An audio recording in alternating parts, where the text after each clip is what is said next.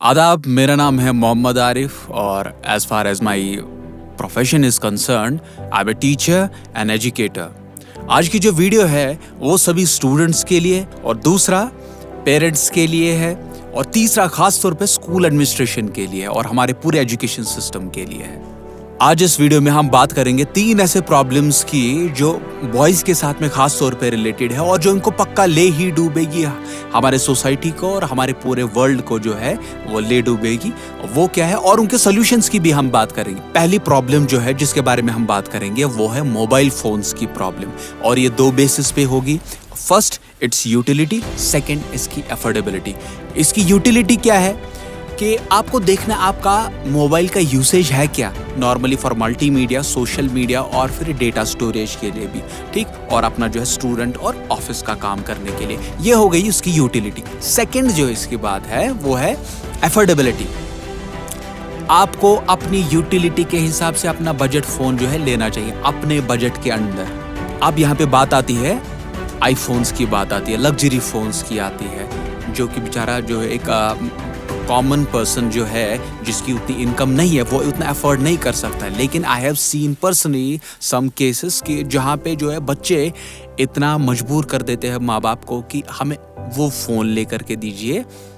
और उसके बारे में एक न्यूज़ भी आई थी, मणिपुर की एक लड़की थी, उसने घर वालों को जो है धमकी दे दी कि मैं सुसाइड कर लूँगी अगर मुझे आईफोन नहीं मिला। और यहाँ पे मैं सोचता हूँ सॉल्यूशन के तौर पर, क्योंकि हमारे वीडियोस में जो है मेन सॉल्यूशंस की भी बात होगी, स्कूल एडमिनिस्ट्रेशन को देखना चाहिए कि फाइनेंशियल लिटरेसी के बारे में बात होनी चाहिए। फर्स्ट एसेट और लायबिलिटी का जो कंसेप्ट है और concepts like ROI, return on investment, ये बाइंग डिसीजंस जो है वहां से हमें आने चाहिए कि रिटर्न ऑन इन्वेस्टमेंट इसमें है क्या। अगर मैंने कहीं पे मतलब लेट्स से अगर मैंने फोन पे जो है 30,000-40,000 रुपए का अगर खर्चा किया, इसकी रिटर्न क्या है, ROI, रिटर्न ऑन इन्वेस्टमेंट। दूसरी प्रॉब्लम जिसके बारे में हम बात करेंगे वो है बाइक्स के बारे में, स्पीड के बारे में हम बात करेंगे। बॉयज़ को जो है बाइक्स बहुत पसंद है, तेज़ चलाना खास तौर पे बहुत पसंद है। ये बात हमको समझनी पड़ेगी कि बाइक का कान मरोड़ने में हीरोपंती नहीं है, वो कोई अच्छी बात नहीं है। उससे दूसरे की जान भी खतरे में पड़ती है और पहले तो खुद की पड़ती है और तभी हम देखते फिर बहुत सारे एक्सीडेंट्स भी होते हैं और फिर हमारे पेरेंट्स का और जो लोग हैं जिनके बच्चे होते हैं उन पे क्या बीतती है जब वो एक्सीडेंट्स में जो है मर जाते हैं या फिर कोई भी इंजरी होती है। अब अगर आपको स्पीड इतनी ही पसंद है, आप ऐसा कीजिए, आप एयरफोर्स में जाइए, जेट चलाइए, रफेल चलाइए वहाँ पे, और वहाँ पे स्टंट करने को भी मिलेगा और फिर स्पीड तो है ही है वहाँ पे, और साथ में साथ जो है रिस्पेक्ट और आपका करियर बनेगा उससे। और यहाँ पे स्कूल एडमिनिस्ट्रेशन का दोबारा से यहाँ पे रोल ये है कि they should encourage this career counseling regarding the defense aviation और बाकी जितना भी हमारा एविएशन सेक्टर है, जहाँ पे ये बच्चे जो है एडजस्ट हो सकते, जहाँ पे कोई थ्रिलिंग एक्सपीरियंस चाहिए, उनकी वैसी करियर काउंसलिंग होनी चाहिए वहाँ पे। फिर से मैं बात करूंगा कि इंडिविजुअल रिस्पॉन्सिबिलिटी और नेशनल रिस्पॉन्सिबिलिटी जिसके अंदर आ गई, और ये सब चीज़ें उसी से लिंक हो जाती है। मैंने पिछली अपने वीडियो में भी फिर से बोला था कि ये जो लिंक होती है, ये सब चीज़ें जो होती है इंडिविजुअल रिस्पॉन्सिबिलिटी की, मेरा रोल क्या है, आपका जब वो क्लियर हो जाएगा आपके सारे एक्शंस जो है वो चेंज हो जाएंगे और आप इन सब चीज़ों से जो है बाहर आ सकते हैं। चलिए बात करते हैं अब तीसरे प्रॉब्लम की, वो है इन्हीं फोन्स के रिलेटेड एक और एक्सटेंशन है इसका, ये गेम्स, जिसमें एक फेक बैटल होती है और फेक आपको सब चीजें जितनी भी मिलती है, आपको फेक रिवॉर्ड्स मिलते हैं वहां पे, फेक स्टेटस मिलता है वहां पे।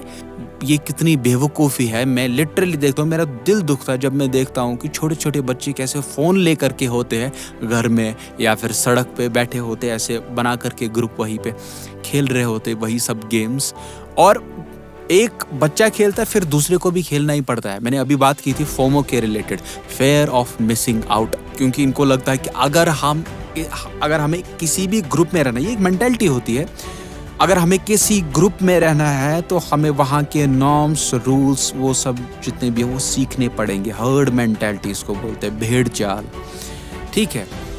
रिजल्ट जो हम फिर इसका देखते हैं, वो है mental health issues, anger issues, tolerance level और ADHD प्रॉब्लम्स। सबसे बड़ी अटेंशन का जो प्रॉब्लम है वो बहुत कम है आजकल के स्टूडेंट्स में।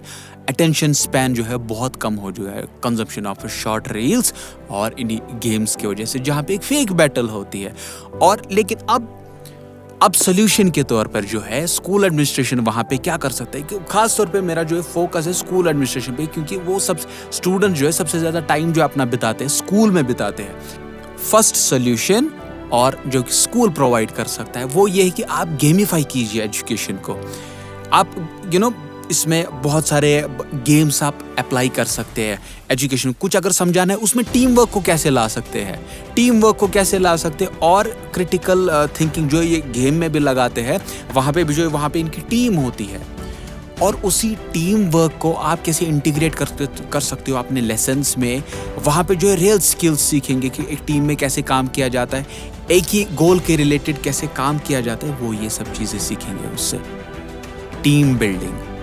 Now on the concluding part, देखिए बच्चों और या फिर स्टूडेंट्स का उतना ज़्यादा प्रॉब्लम नहीं है जितना प्रॉब्लम जो है, गलती जिनकी है वो है इन एप्स बनाने वालों की और ये गेम बनाने वालों की। They are paying the huge amount of money to the psychologist को पैसा दिया जाता है कि एक टीम हायर की जाती है कि कुछ ऐसा लूप होल हमें बताइए दिमाग का, और ख़ास तौर पर ये जो एज ग्रुप इनका हो जाता है, टारगेटेड एज ग्रुप जो होता है, इनका लूप होल हमें बताइए दिमाग का, जिस वजह से कुछ ऐसा बिल्डअप करे, ऐप कोई डेवलप करे या फिर कोई गेम डेवलप करे, वो जो है उस पे हुक हो जाए सबसे ज़्यादा। जितना उन प्लेटफॉर्म्स पे जो है बच्चे या फिर स्टूडेंट्स जितना टाइम देंगे उस पे, उतना ही उनका पैसा बनेगा।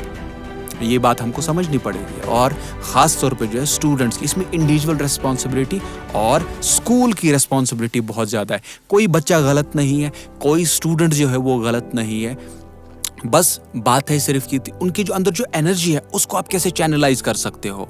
चलिए तो मिलते हैं फिर दूसरे वीडियो में, जहाँ पे फिर से बात होगी इंडिविजुअल डेवलपमेंट की, स्टूडेंट डेवलपमेंट की, हमारे सिस्टम्स में जो डेवलपमेंट है, overall development, world wide development की बात हो जाए।